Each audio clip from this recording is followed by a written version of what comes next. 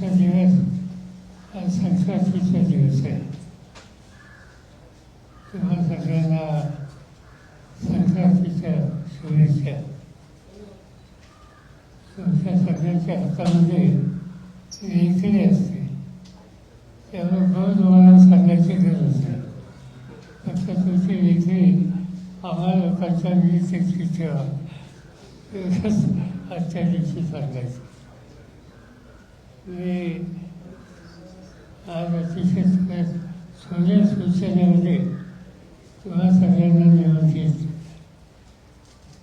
आणि मला असं वाटते की काही गोष्टी या नजरेसमोर आणल्या पाहिजेत.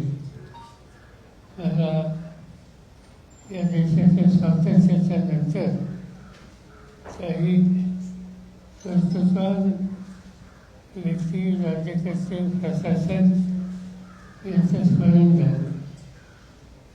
स्वातंत्र्याच्या नंतर एक अत्यंत प्रभावी आणि समान देशाच्या सगळ्या राज्यांना एकत्रित ठेवण्याच्यासाठी महत्त्वाची कामगिरी ज्यांनी केली ती सरदार पटेल यांचा उल्लेख हा कथास्थळी करावा. सरदारांच्या नंतर उत्तर प्रदेशमधून पंडित गोविंद पंत यांच्यासारखं दुसरे कर्तृत्व हे देशाचा गृहमंत्री म्हणून आपण सगळ्यांनी आणलं. आणि महाराष्ट्राचं सुद्धा योगदान त्याच्यामध्ये होतं. यशवंतराव चव्हाण हे देशाचे गृहमंत्री होते, शंकरराव चव्हाण हे देशाचे गृहमंत्री होते. त्यामुळे या पदाची प्रतिष्ठा आणि गरिमा ही वाढवण्याच्यासाठी या थोर देशभक्तांनी अतिशय मोलाचं काम केलं. आपल्या शेजारचं राज्य गुजरात, एकेकाळी गुजरात हे लहान असतं, हे एक राज्य होतं आणि गुजरातने सुद्धा अतिशय उत्तम प्रशासन यांचं ओळख देशाला करून दिली.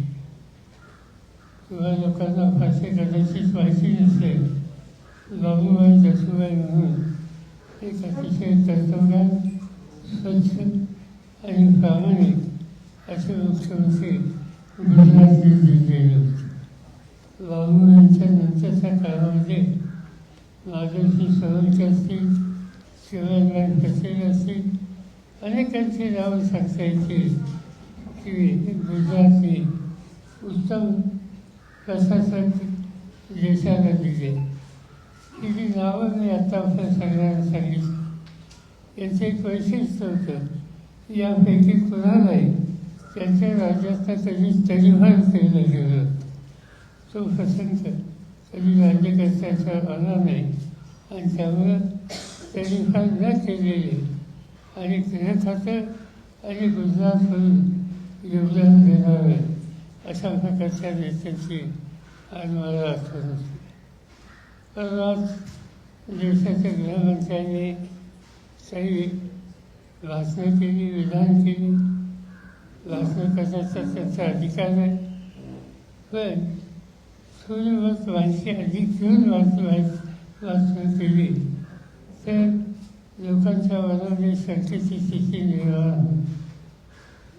त्यांनी 1978 सालपासून माझी आठवण त्यांना झाली आणि 1958 सालापासून मी राजकारणात, प्रशासनात काय केले त्याचा उल्लेख त्यांनी तिथे केला.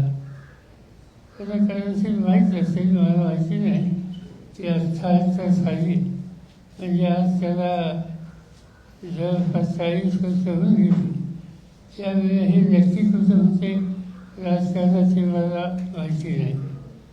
पण 1978 साली मी राज्याचा मुख्यमंत्री होतो आणि माझ्या मंत्रिमंडळामध्ये जनसंघाचे नेते उत्तमराव पाटील, दुसरे नेते हर्षू अडवाणी, अकोल्याच्या डॉक्टर कमलाताई चौधरी असे अनेक कर्तृत्वान जनसंघाचे लोक माझ्या मंत्रिमंडळामध्ये होते आणि संबंधाच्या 1978च्या पूर्ण सरकारचा जर तुम्ही माहिती घेतली किंवा वाचन केलं तर याच्या सगळ्यांनी महाराष्ट्राच्यासाठी एकच येऊन अतिशय चांगल्या प्रकारचं योगदान दिलं आणि म्हणून मी मुख्यमंत्री असेल, उत्तमराव पाटील उपमुख्यमंत्री गृहमंत्री असेल, हर्षवर्धन नगर विकास खात्याचे मंत्री असतील,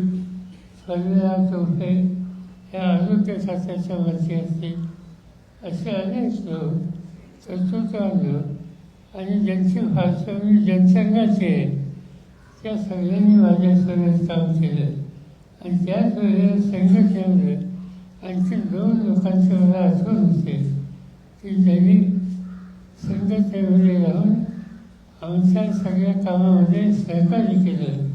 त्याच्यामध्ये वसंतराव भागवत आणि प्रमोद महाजन यांचा उल्लेख हा कशाक्षणी त्या ठिकाणी करावा आणि त्यामुळे ही सगळी नेतृत्वाची फळी ही भाजपनं 1988च्या नंतरच्या काळामध्ये दिली. नंतरच्या काळामध्ये देशामध्ये फक्त वेगवेगळे सत्तेत होते पण विविध राजकीय पक्षांच्या नेत्यांच्यामध्ये सुसंवाद होता आणि त्याची उदाहरणं सांगायची झाली तर अटल बिहारी वाजपेयी काय किंवा त्यावेळेचे गृहमंत्री हे अडवाणी साहेब यांची नावं घ्यायला आज अटलजी हे कर्तृत्वान लोक होते आणि पक्षीय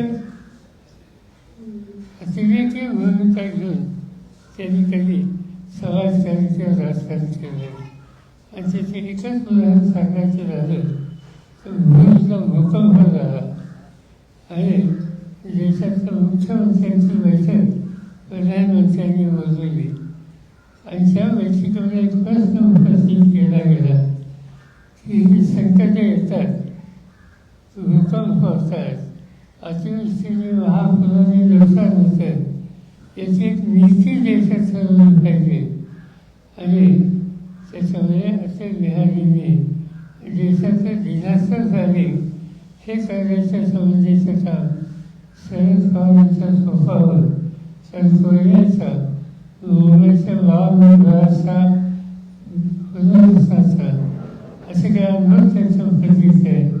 ही मतं त्या ठिकाणी अटलजींनी मांडली आणि शेवटी मी विरोधी पक्षात असताना मंत्र्याचा दर्जा देऊन ते काम माझ्याकडे सोपवत केलं. ही पार्श्वभूमी भाजपच्या नेत्यांच्यामध्ये आहे आणि त्या पार्श्वभूमीवर हल्लीच्या गृहमंत्र्यांनी अलीकडं ज्या सगळ्या जे काही व्याख्यान दिले, भाषण केले ते मी किंवा उद्धव ठाकरे यांच्याबद्दलचे जे काही उल्लेख केले त्याचं भान त्यांना केलेलं होतं. तर मराठीमध्ये एक ते म्हण आहे, मला त्याची आठवत नाही, कुठं इंद्राचा ऐरावत आणि कुठं कुणाची सत्ता नाही, तर त्याच्यामध्ये हे ग्रंथ हे ग्रंथ त्यामुळं त्याच्यावर अधिक सांगायच्याबद्दलची काय आवश्यकता नाही. आता उद्धव ठाकरेंच्याबद्दल सुद्धा त्यांनी काय भूमिका घेतली ही सगळी लोकांनी मांडली आणि उद्धव ठाकरेसुद्धा त्याचा सगळी त्याच्याबद्दलचं त्याचं मत सांगतील. पण मला हे माहिती आहे की हे ग्रस्त ज्यावेळेला गुजरातमध्ये राहू शकत नव्हते आणि त्यांना मुंबईमध्ये आश्रय देण्यात आला होता त्यावेळेला बाळासाहेबांच्या घरी जाऊन या संदर्भात सहकार्य करावं अशा प्रकारची विनंती ही त्यांनी केली होती. याच्याबद्दलची अधिक माहिती माझ्यापेक्षा उद्धव ठाकरे सांगतील, त्यामुळं मी याच्याबद्दल अधिक काही सांगू इच्छित नाही. पण दुर्दैवानं एकंदर पातळी घसरली किती ही सांगायला मला वाटतं ही होईल सुधारणा आणि त्यामुळं अशा व्यक्तीने जी काही विधानं केली त्यांची नोंद त्यांचा पक्षातसुद्धा किती घेतील याचा मी भाषेने केलेलं. याशिवाय तुम्हाला काही विचारायचं असेल तर आपण विचारू शकता.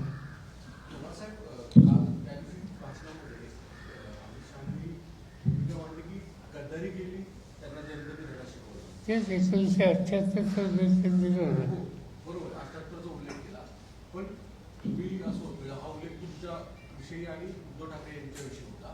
मुद्दा असा होता की तुम्ही काही जी कमिटमेंट केली होती ती पाळली नाही किंवा उद्धव ठाकरेंनी सुद्धा 2019ची कमिटमेंट पाळली नाही. आम्ही काही कमीच त्यांना दिली तर सांगायचं होतं ह्या दिवसाची माझी ओळख घेऊन होती. एकदा जायचे मी अहमदाबादला गेलो आणि तिथं नागरी सहकारी बँकेच्या एक बैठक होती. तिथे एका बँकेचं संचालक म्हणून यांची माझी ओळख करून दिली. त्याशिवाय त्यांची माझी ओळखही नव्हती. कुठच्या गोष्टीचं भाष्य त्यांच्या करण्याचा प्रसंग कधी आला. या बाजूला अमित शहाची टीका केली गेली आहे. या आधी बघितलं तर लोकसभेमध्ये पंतप्रधानांनी भटकती आत्मा असा उल्लेख केला होता. त्यानंतर विधानसभा प्रचारामध्ये अमित शहांनी भ्रष्टाचाराचे शिरोमणी असा उल्लेख केला होता. आताही तुमच्यावर टीका झालेली आहे. तर या ज्या टीका तुमच्यावर सतत होत आहे तर महाराष्ट्रात तुम्ही टीकेच्या रडारवर आहात, तुम्ही प्रमुख व्यक्ती आहात म्हणून होते आणि आता पवारांना ही टीका इतकी जिव्हारी का लागली जेव्हा या सतत टीका होत्या? जिव्हारी काही लागली त्याचं काही भाषे जिव्हारी लागली असं लोन घेणं ही व्यक्तीच नाही. त्याचं ती लेवलच नाही. प्रश्न तो नाही. प्रश्न एकच आहे, तुम्ही सांगितलं लोकसभेच्या निवडणुकीच्या वेळेला या लोकांची भूमिका मला वेगळी दिसत होती. लोकसभेचा निकाल काय झाला हा माहिती आहे. विधानसभेच्या निवडणुकीमध्ये त्यांनी त्यांच्या पक्षाने व्यक्तिगत तिथं कोणाला मी बोलत नाही, पण लोकसभेचा निकाल लक्षामध्ये घेऊन त्यांनी अधिक काळजी घेतली ही गोष्ट मान्य केली. धार्मिक बोलले.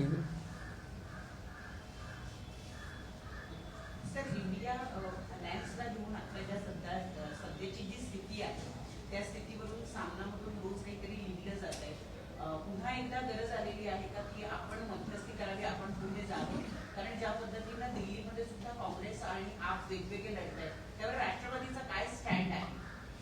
दोन गोष्टी आहेत की इंडिया आघाडीमध्ये ज्यावेळेला आम्ही सगळे एकत्र असतो त्यावेळेला आमच्याबद्दल देश पातळीवरच्या ज्या संघटना आहेत, निवडणूक आहेत, त्याच्यामध्ये एकत्र येण्याच्या उद्देशाचा विचार होता. राज्याच्या आणि विशेषतः या स्थानिक पातळीवरच्या लोकशाही गव्हर्नमेंट असतील, पंचायत राज्य असतील, या सगळ्या निवडणुकीमध्ये आपण एकत्रित काम करावं अशी चर्चा आमच्यात कधीही झालेली नाही. पण आता ज्या पद्धतीनं वृत्तपत्रांची नोंद घेतली ही घेतल्याच्या नंतर कमीत कमी राष्ट्रीय पातळीवरच्या इश्यूच्यावर आपण एकत्र येण्याची जी भूमिका आहे त्याच्यात सातत्य ठेवण्याची आवश्यकता आहे आणि तसा प्रयत्न माझ्याकडून या सगळ्यांना व्यवस्थित करून केला जाईल. एक आणि नंबर दोन, त्याच्या आधी महाराष्ट्रामध्ये राज्यापुरतं सीमित इंडिया आघाडीचा संबंध नाही, पण राज्यापुरतं सीमित येत्या 18 दिवसामध्ये काँग्रेस पक्षाचे अध्यक्ष, त्यांचे सहकारी, शिवसेनेचे नेते उद्धव ठाकरे, त्यांचे सहकारी जयंत पाटील आणि आम्ही एकत्र बसून या सगळ्या गोष्टींचा विचार करून इथं काही वेगळी भूमिका घेता येतं एकत्रित त्याच्याबद्दलचा विचार करणार.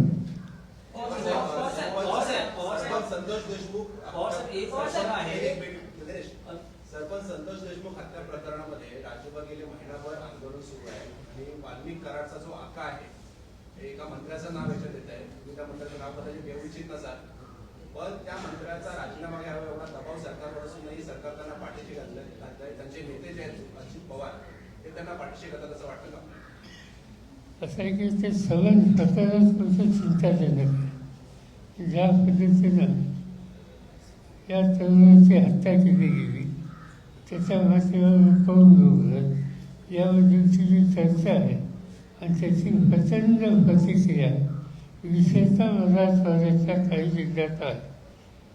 पहिल्यांदा त्या कुटुंबियांना वेचायला वीज दिलं होतं, त्यांना वेचायला वीज दिलं होतं, परभणीला वेचायला वीज दिलं होतं आणि तिथं लोकांच्या सर्वसामान्य लोकांच्या जी मी प्रतिक्रिया पाहिली ती अतिशय चिंताजनक आहे. तिथं एक प्रकारचा प्रचंड जीव असा सामाजिक तणाव हा तिथे जो तयार होईल हे स्वच्छ दिसत होतं आणि त्यावर यातनं काहीतरी मार्ग काढला पाहिजे. ही मी राज्याच्या प्रमुखांना मुख्यमंत्र्यांच्या कारणासुद्धा घातली आणि इथं राजकारण न आणता लोकांच्यावरती समाजाच्या सगळ्या घटकांच्यावरती एक वाक्यता आणि विस्तृतता ही कशी करता येईल याचा प्रयत्न करण्याची गरज आहे हे त्यांच्या नजरेत राहिलं. कोणी आता काय होतं दुसऱ्यानं काही ना काहीचे रोज घडत आहे, पण हे महाराष्ट्राला सोबत नाही. आम्हा लोकांचा दृष्टिकोन सामंजस्य निर्माण करायला प्रयत्नांची पराकाष्ठा करणं इथं राजकारण अजिबात न घडणं ही आहे. या संबंधित प्रश्न आहे. सगळे काही जण नेते वेगवेगळ्या पक्षाचे धनंजय मुंडे यांच्या राजीनाम्याची किंवा मंत्रिमंडळातून बाहेर जायची अपेक्षा धरत आहेत. तुमचं व्यक्तिगत काय मत आहे? जोपर्यंत अजितदादांचं म्हणणं आहे की एव्हिडन्स सापडत नाही तोपर्यंत त्यांनी मंत्रिमंडळात राहायला काय हरकत नाही अशी भूमिका आहे. तुमची या संदर्भात काय? माझी भूमिकापेक्षा याचा निकाल राज्याच्या प्रमुखांनी घेतला पाहिजे. सवय महाराष्ट्रात चर्चा काय तिची नोंद त्यांनी घेतली पाहिजे. याच्याबद्दल त्याची जी माहिती जी आहे ती केव्हाही गृह खात्याकडे अधिक असण्याची शक्यता हाताळता येते आणि त्यामुळे वस्तुस्थितीबरोबर हे वातावरण दुरुस्त करायला राज्यकर्त्यांनी प्रयत्नांची पराकाष्ठा तातडीने केली पाहिजे हाच माझा आग्रह आहे. आपण जर पाहिलं तर सामनात फक्त दिल्लीचं प्रकरण नाही मांडलं तर पुढे असं लिहिलंय की इंडिया आघाडीच्या बैठकाच झाल्या नाहीत. आपण जर पाहिलं महाराष्ट्रात वज्रमूठ सुरू केली होती ती काही वादांमुळे बंद केली, त्याच्यानंतरच्या इंडिया आघाडीच्या सभा त्या बंद केल्या. खरंच संवाद संपलाय का हा पहिला प्रश्न.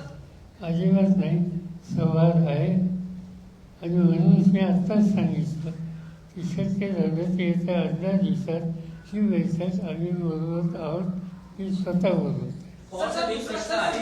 तुमच्या एनसीपी मध्ये अशा सध्या बातम्या खूप जोरात बाहेर येत आहेत की तुमच्या एनसीपी मध्ये अनेक खासदार असं म्हणत आहेत की आपण भाजप बरोबर जावं. तर असं काही आहे का? तुमचं व्यक्तिगत मत काय आहे की तुम्ही व्यक्तिगत मत काय द्यायचं? एकाही खासदाराचं असं मत नाही.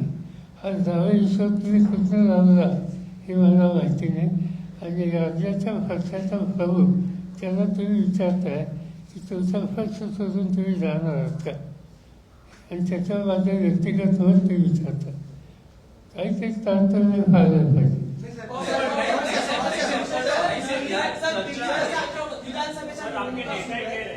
आगामी काळात महाराष्ट्रात स्थानिक स्वराज्य संस्थेच्या निवडणुका लागतील. आगामी काळात महाराष्ट्रात स्थानिक स्वराज्य संस्थेच्या निवडणुका लागतील. आतापर्यंत तुम्ही नेत्यांना जपले पण आता कार्यकर्त्यांना जपण्याची संधी असणार आहे. त्यावेळेस महाविकास आघाडीचं इंडिया आघाडीचं राजकारण कसं असणार? असं आहे की मी माझ्या वाचनात आलं की 4-5 महिन्यात निवडणुका लागायची शक्यता आहे. आमचं ॲसेसमेंट होतं 3-1 महिन्यात निवडणुका लागतील तर कुठल्याही राजकीय पक्षाला आपल्याला तयारी लागावं लागतं आणि ती प्रक्रिया आम्ही सगळ्यांनी सुरू केली.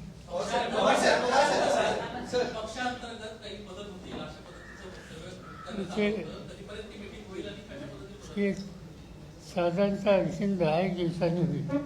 10 ते 12. आमचे अध्यक्ष सध्या बाहेर आहे कुठेतरी हेल्थच्या प्रोग्रामच्यासाठी. ते आले की यासंबंधी प्राधान्य दिलं जाईल. Pawar sir, sir, sir, sir, मी विचारायला चाहेंगे. ऐसी खबर है कि सर, पवार सर,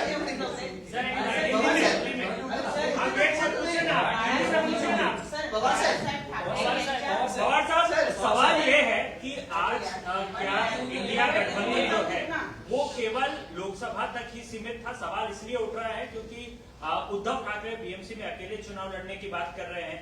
आपके दल के नेता भी जो है वो कहीं ना कहीं इसी प्रकार की तैयारी, कांग्रेस पार्टी भी उद्धव ठाकरे को कोस रही है हार को लेकर के विधानसभा में. तो क्या इंडिया गठबंधन में डिस्कंटेंट शुरू हो चुका है? बात ऐसे है कि इंडिया गठबंधन में लोकल से मिलकर चुनाव लड़ने की बात कभी हुई नहीं.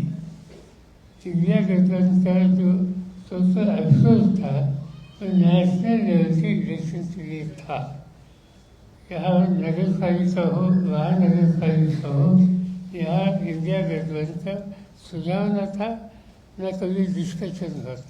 मगर जहाँ तक वहाँ जैसी की बात है और हमारे साथियों की ये भावना है कि एक होकर मिलकर चुनाव के लिए सामना कर सकते हैं, तो सोचना चाहिए और वो कोशिश हम करने वाले हैं अगले 10 दिन में.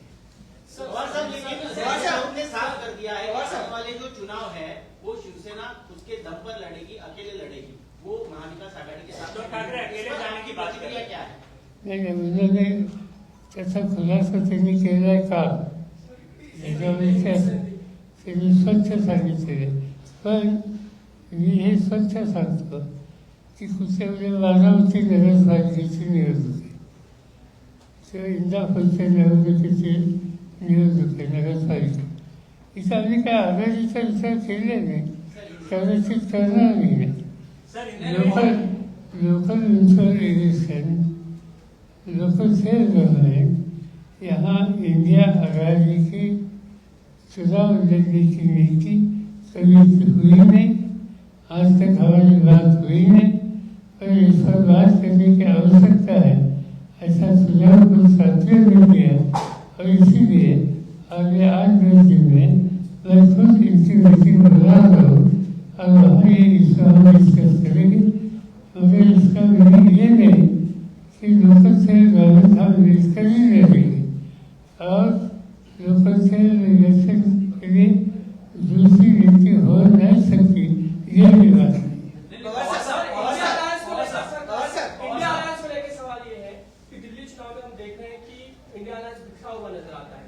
अभी भी केजरीवाल का कुछ दिनों पहले बयान आया है कि वो देश बचाने की कोशिश कर रहे हैं और राहुल गांधी अपनी पार्टी बचाने की कोशिश कर रहे हैं. क्या इंडिया अलायंस पूरी तरह से बिखर चुका है? नहीं, गवर्नमेंट ने मुझे जीते मैंने ये जो दिल्ली का इलेक्शन है मुझे ध्यान में ली. मगर मुझे मेरा व्यक्तिगत राय ये थी कि दिल्ली केजरीवाल का देश है. इनके हाथ में 2 बार दिल्ली की जनता ने हुकूमत दी थी और इसीलिए उनको कॉन्फिडेंस में लेकर हम लेकर कुछ कर सकते थे तो अच्छा होता था. हुआ नहीं, छोड़ दी. उन्होंने कहा है कि जब आप कृषि मंत्री थे देश के तब से फार्मर सुसाइड जो है वो आप रोक नहीं पाए. दूसरी बात उन्होंने कही कि गद्दारी की शुरुआत महाराष्ट्र में आपसे हुई. उनको मालूम नहीं इस देश में प्रोडक्शन के रिकॉर्ड मेरे समय है. इंडिया जब मैंने जिम्मेदारी ली थी कंट्री और जिस दिन मैंने एग्रीकल्चर मिनिस्ट्री होगी, India has become largest exporter of wheat in the world. India has become largest exporter of rice in the world. India has become largest exporter in horticultural items. India has become largest exporter and producer of milk. मगर ये generally अनपढ़ लोगों को कुछ बातें मालूम नहीं होती, इसलिए साधारण से उन्होंने कुछ बातें इसके बारे में ज़्यादा ध्यान देने की आवश्यकता. आपण ज्या बाळासाहेब ठाकरे राष्ट्रीय स्मारक समितीचे अध्यक्ष राहिला होता, काल शिवसेना एकनाथ शिंदे यांच्या शिवसेनेने ठराव केलेला आहे की ठाकरे यांना तसं त्यांच्या मी कशाला अध्यक्षपदावरून उत्तर काढून देऊ? टाकावं. मी मागणी कशाला कितपत उत्तर योग्य देऊ? वाटते तुम्हाला? असं आहे की याचं मी उत्तर कसं देत बसू, कोणी काय म्हणलं, कोण कदम काय म्हणलं, ते काही विचारा त्यांना. इंडियन अलायंस आणि महाविकास आघाडी पार्टी की इंडियन अलायंस बैठक में आपने ये बात सामने आई कि आरएसएस का काम करने का जो तरीका है वो उस तरीके से भी पार्टी कार्डर ने आपके काम करने की जरूरत है, ये आपने बात रखी थी। क्या आप जरूरत समझते हैं कि आने वाले समय में एनसीपी के सब कुछ कार्डर उसी तरीके से काम करने का फॉर्मूला अपनाना अरे मेरा स्टेटमेंट इतना नहीं समझता, मुझे मालूम नहीं था कि कई लोग इतने अनपढ़ हैं। सिंपल ये बात है, कई पॉलिटिकल पार्टीज में कई लोग काम करते हैं, काम करने की उनकी एक नीति होती है, नीति के आधार पर वो काम करते हैं, पर उनके आइडियोलॉजी इसका समर्थन कोई नहीं कर सकता। और इसलिए जब मैंने कहा कि आइडियोलॉजी इसके बारे में हमारे इनमें तीव्र वर्जित है, मगर मेहनत करने में इनके पास जो ताकत है वो नज़रअंदाज नहीं कर सकते।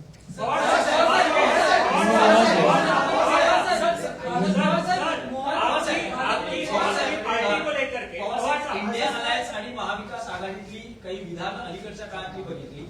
सर साहेब दोन मुद्दे आहेत. काल ज्यावेळेस अमित शहा बोलत होते त्यावेळेस त्यांनी सांगितलं की इंडिया अलायन्सच राहणार नाही आहे 2025 मध्ये, सगळे 2024 चे निकाल स्पष्ट दिसत होते. आणि दुसरं की खरी राष्ट्रवादी ही अजित पवारांचीच आहे आणि खरी शिवसेना ही एकनाथ शिंदेचीच आहे, ही जनतेने सिद्ध केली. ठीक आहे, त्यांचं म्हणणं आहे ते. प्रश्न असा आहे की जे आधी सांगितलं की 2025च्या नंतर काय म्हणजे, इंडिया अलायन्स राहणार नाही. कारण त्यांनी हेही सांगितलं की 29चा काय होणार आहे. 2029ला त्यांनी आम्ही स्वतंत्र राहणार आहोत हे जाहीर केलं. आज त्यांच्या सवयी जे आहेत, त्यांचे जे सहकारी आहेत, त्यांना त्यांनी एक प्रकारची सूचना दिली, त्यांनी त्यांचं धोरण सांगितलं, तो त्यांचा अधिकार आहे. बाकीच्या पक्षांनी किंवा तथाकथित त्यांचे मित्र पक्ष आहेत त्यांनी त्याची नोंद घेतली पाहिजे, पण त्याच्यावर मी भाष्य करायचं कारण नाही. त्या पक्षाचं नेतृत्व त्याचा विचार करते.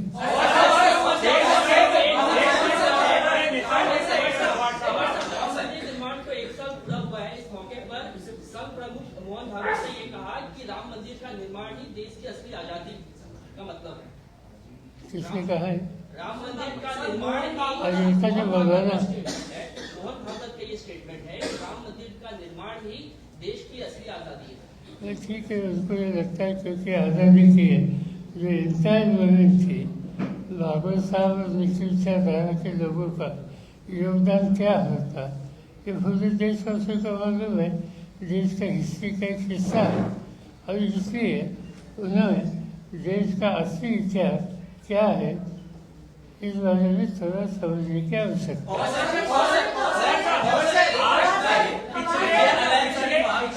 ढाई सालों में काफी कुछ बदल गया है। आपकी पार्टी टूटी, उद्धव जी की भी पार्टी टूटी, लेकिन इन सबके बीच अब ये बातें सामने आ रही है कि संभावित है कि शरद पवार साहब जो है वो एनडीए ज्वाइन कर सकते हैं। इन बातों में कितनी सच्चाई है और क्या कोई गलत खबरें फैला रहा है? आप ही कर रहे हैं। ये समझे काम से किया। आज के मीटिंग में मैंने शुरू में कहा था कि बात सच नहीं।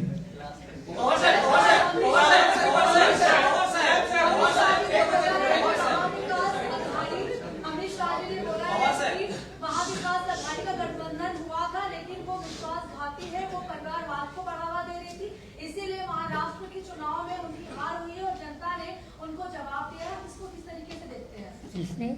अमित शाह ने बोला है महाविकास आघाड़ी का जो गठबंधन है वो विश्वासघाती थी, इसीलिए राज्य में जो विधानसभा चुनाव हुए उनकी हार हुई है, क्योंकि वो परिवारवाद को बढ़ावा दे रहे थे। तो इसीलिए जो विधानसभा इलेक्शन का रिजल्ट तो आ गया, लोकसभा में आया था, तो इस बारे में वो क्या कहना चाहते हैं? उनको सबक सीखा था यहाँ की जनता ने।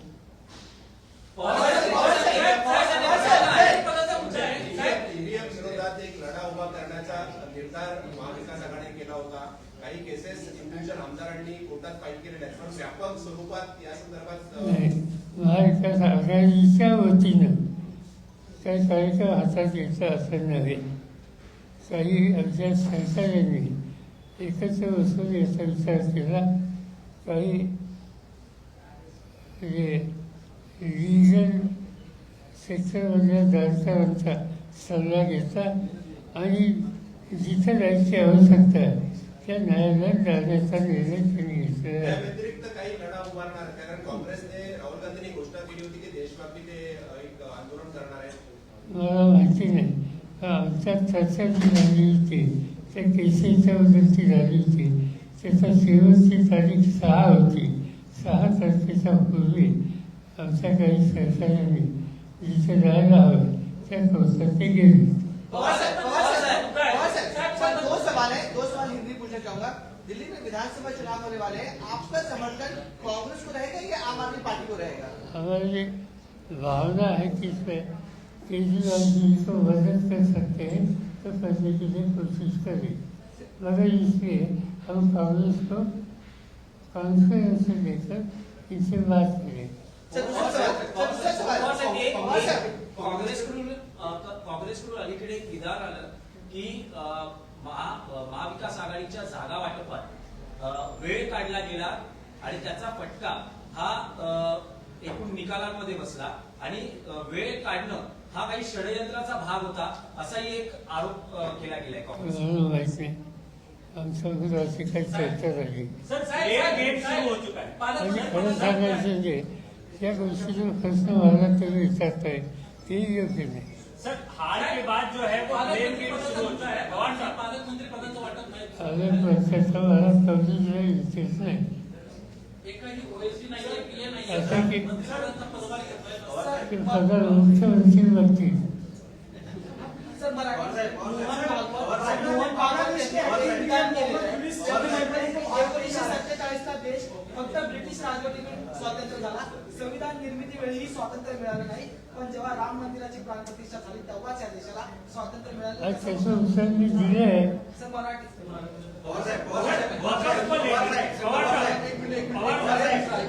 संघ परिवाराचा असा एक दावा आता दिसून येतोय. संघ परिवाराचा असा एक दावा दिसून येतोय की संघाच्या शाखेमध्ये डॉक्टर बाबासाहेब आंबेडकर गेले होते कराडमध्ये, तसं सुद्धा त्या अनुषंगाने एक मोठा कार्यक्रम होतोय. तुमचा स्वतःचा या संदर्भाचा काही संदर्भ इतिहास काही माहिती आहे? नाही सर, आज माझ्या वाचण्यात काही गोष्टी आहेत की उद्या मी कराडला गेलो चौकशी करेन.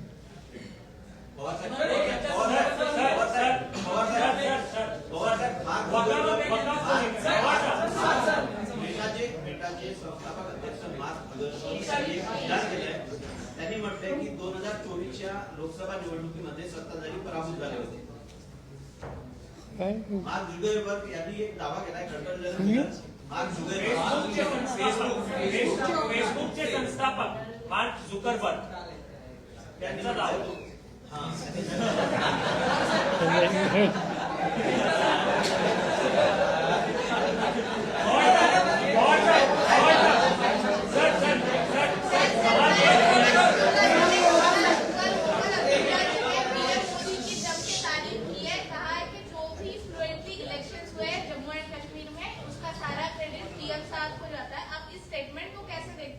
किसका सेंसेस है? उमर अब्दुल्ला. ठीक है, उन्होंने मिलकर इससे पहले वो चुनाव लड़े थे, इससे उनका एक अलग रिश्ता है, शायद वो दिखाने के लिए कोशिश की होगी. सर को लेकर के काफी सवाल उठाए जा रहे हैं. माहिती आणि प्रसारण खात्याचे सल्लागार दिलीप मंडल यांचं असं म्हणणं आहे की फातिमा शेख नावाचं कॅरेक्टर हे नव्हतं, हे जाणूनपूर्वक कॅरेक्टर घातलं गेलेलं आहे असा दावा केला. आम्हाला काही माहिती नाही, आम्ही काही त्याच्या खोलात गेले. सर लोकल सर बॉडीज के इलेक्शंस आएंगे, नगर पालिका हो, महानगर पालिका, क्या आपको विधानसभा चुनाव के नतीजों को देखते हुए क्या आपको लगता है कि आप तीनों दलों को साथ में लड़ना ज्यादा सही होगा या अलग अलग? बात ऐसी, मैंने कहा कि कांग्रेस पार्टी उद्धव ठाकरे के नेतृत्व वाली पार्टी और दूसरे हमारे जो साथी हैं इंक्लूडिंग एनसीपी, हम अगले 8-10 दिन में बैठेंगे, आगे क्या नीति रखनी चाहिए इस पर बहस करेंगे, इसे तय करेंगे कि अपनी लाइन क्या है। ये होने के बाद आपको बताएंगे। लोकसभा चुनाव से विधानसभा चुनाव जिस तरह से चर्चा है, बहुत ज्यादा चर्चा उठने की सुप्रिया जी को यूनियन में मंत्री बना दिया जाएगा, आपको दूसरे सर वक़्फ़ को लेकर के आपकी क्या भूमिका है? इंडिया अलायन्स विधानसभा त्यांचे पराभूत उमेदवार राजेसाहेब देशमुख आणि जितेंद्र आव्हाड यांनी एक दावा केलाय की त्या विधानसभा निवडणुकीमध्ये 201 बूथ कॅप्चर केले गेले. काही वीजचा असा आमच्याकडे तक्रार आहे, तिथे उमेदवार देशमुख म्हणून त्यांनी मतदानाच्या दिवशी काही फोन आम्हा लोकांना केले, असं इथं घडतंय. आम्ही नजरेला लावून द्यायचा प्रयत्न केला, पण असं सांगण्यात आलं की हे नवीन काही तिथं नाही. सर लोकसभा चुनाव में भी हमने देखा, विधानसभा में लगातार आपको टारगेट करना किया गया था, तो प्रधानमंत्री ने भी किया, उसके बाद अमित शाह ने किया. अभी लोकल सेट बॉडीज के इलेक्शन आ रहे हैं, अभी से अमित शाह एक नैरेटिव सेट करने की कोशिश अभी से शुरू हो गई. क्या लग रहा है आपको फिर से, जैसे वो कह रहे हैं कि 100% बीजेपी आनी चाहिए, उनका नारा है, तो उनका नारा कुछ भी हो सकता है, वो तो उनका अधिकार है अपनी नीति तय करने की. इसलिए 100% उनको सीट चाहिए ऐसी बात उन्होंने कही, तो इसको विरोध करना हमारा फर्ज है, हम तो करेंगे और दिखाएंगे, ये हो नहीं सकता. सर कल पीएम मोदी मुंबई आ रहे हैं और मुंबई में महायुति के सभी विधायकों के साथ एक बैठक भी करने वाले हैं. अमित शाह परसों ही आकर गए. कहीं ना कहीं आने वाले स्थानीय निकाय चुनाव के चलते तैयारियां जोर शोर से शुरू है, लेकिन महाविकास आघाड़ी हो या इंडिया अलायंस हो, उनमें कोई सुसंवाद नजर नहीं आ रहा है. ऐसा क्यों हो रहा है? अभी मैंने खुद कहा उसको कि आगे 10 दिन में हमारी मीटिंग हम करेंगे और आगे का हमारे एक्शन तय करेंगे. सर लेकिन सर बीजेपी स्थानीय चुनाव को बहुत सीरियसली ले रही है, ऐसा